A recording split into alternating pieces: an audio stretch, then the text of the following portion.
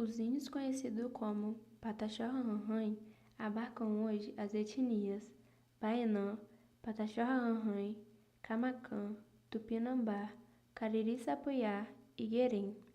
Eles habitam a reserva indígena Caramuru-Paraguaçu, no sul da Bahia, nos municípios de Itaju do Colônia, Camacã e Pau-Brasil.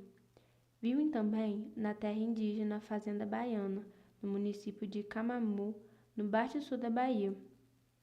A população da reserva indígena Caramuru-Paraguaçu compreendia em 2005 2.147 pessoas, sendo 1.139 homens e 1.008 mulheres. Já os habitantes da fazenda baiana somavam 72 pessoas, 33 homens e 39 mulheres. Os dois conjuntos populacionais totalizavam 2.219 pessoas. As línguas das várias etnias compreendidas sob o etnônimo Pataxó-Rarrain não estão mais operativas. Até 1911, as línguas Pataxó e Camacã estavam seguramente em plena vigência. Porém, após a chegada do SPI, Serviço de Proteção aos Índios, houve um choque cultural. Os índios eram obrigados a aprender a língua portuguesa. Por esse motivo, a língua da comunidade foi consideravelmente perdida. Há relatos de que os homens levados pelo SPI para ensinar português proibiam os índios de pronunciar a língua da sua comunidade.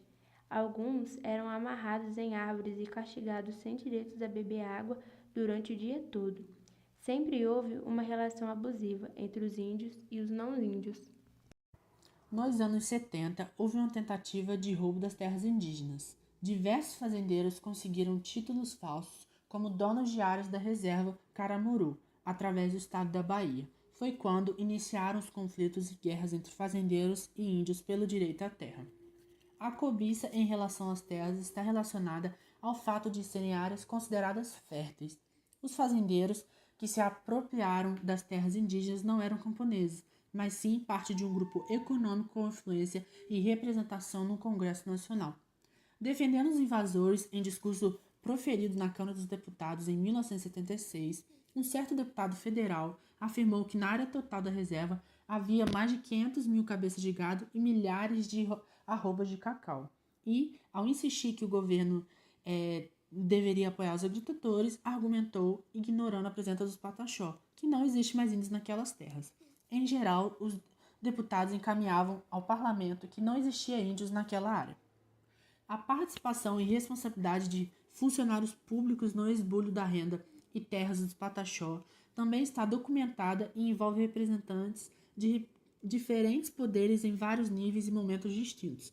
Em um contexto de graves conflitos fundiários, incluindo casos de pistolagem, os documentos apontam a ação coordenada entre o Executivo e Legislativo baiano, seus representantes de Legislativo Federal, dirigente e servidores do Executivo Federal, o Judiciário e Forças de Segurança. Tudo com o objetivo de legalizar a expulsão dos índios e garantir a tomada das terras Caramuru, Paraguaçu.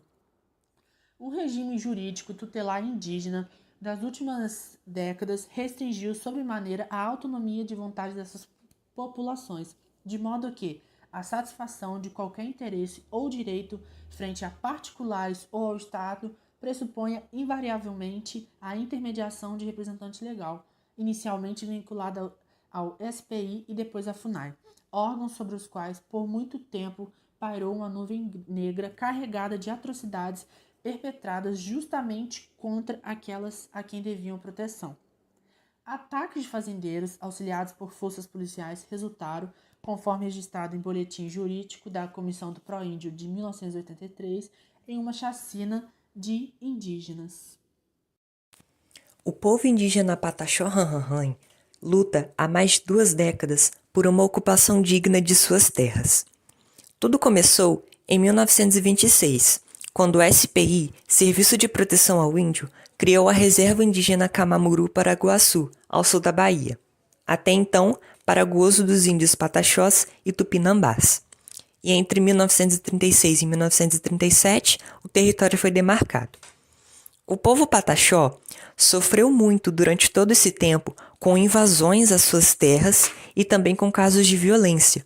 Um exemplo disso é que até os anos de 1970, fazendeiros de cacau e gado invadiram a reserva Camamuru-Paraguaçu e expulsaram pelo menos 95% da população original dos pataxós ranranrães do local. Sobre os casos de violência, em 1983 ocorreu o assassinato do indígena Antônio Júlio da Silva, atingido com um tiro na cabeça por pistoleiros que teriam mandados pelo fazendeiro Marcos Vanderlei, conforme nota publicada pelo Conselho Indigenista Missionário. Em junho de 1986, uma emboscada deixou gravemente feridos os indígenas Antônio Xavier, Aniraldo Calixto, Enedito Vitor e Leonel Muniz. Em novembro do mesmo ano, foi invadida a aldeia São Lucas por pistoleiros e soldados da Polícia Militar fortemente armados. São então assassinados os indígenas Jacinto Rodrigues e José Pereira. Uma criança recém-nascida também morre no conflito, quando sua mãe fugia pela mata para se esconder dos tiros. A mesma notícia lembra também o assassinato de Djalma Souza Lima, em março de 1988, depois de ter sido sequestrado na aldeia. Seu corpo apresentava vários sinais de tortura: unhas, dentes e couro cabeludo arrancados, castrado e com queimaduras em várias partes. Também, em 16 de dezembro de 1988, é assassinado o líder pataxó João Craven, aos 29 anos de idade, casado e pai de 3 filhos, numa emboscada na estrada que liga a aldeia à cidade de Pau-Brasil. Craven era irmão de Galdino Jesus dos Santos, queimado vivo em Brasília por 5 jovens de classe média alta, enquanto dormia numa marquise de ônibus, na madrugada de 19 para 20 de abril de 1997. A partir dos anos 2000, os pataxós iniciaram um processo de retomada das terras demarcadas pela reserva Camamuru-Paraguaçu. Com o sucesso desse processo, em novembro de 2001, já haviam retomado 66 fazendas, mas ainda não era o total de todas as suas terras. Uma ação judicial para pôr fim às disputas de posse das terras indígenas está para ser julgada pelo Supremo Tribunal Federal desde 1982, quando a FUNAI, Fundação Nacional do Índio, entrou com uma ação civil originária com pedido de nulidade de posse em favor dos índios pataxó da região.